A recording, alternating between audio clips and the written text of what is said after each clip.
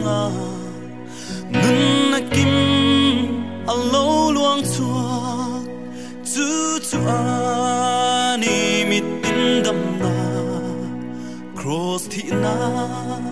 ge chu kan tan dam na lo ni ke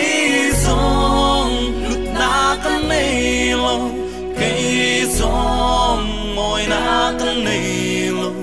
mahse kross thihna avang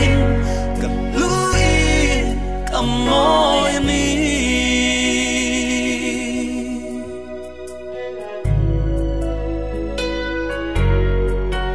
dang lam na lo về kross thì sen lua chuan kan mo phur na thai bo an ni chu ka hlutna chu ta chuan am moi ni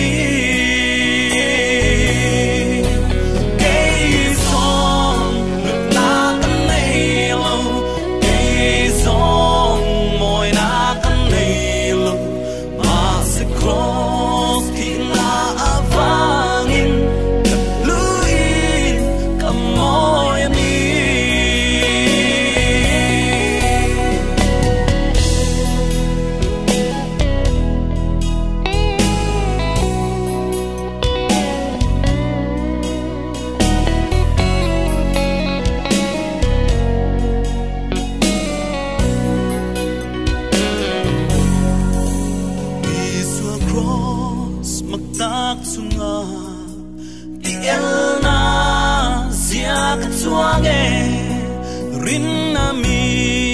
tin ka muta e Calvary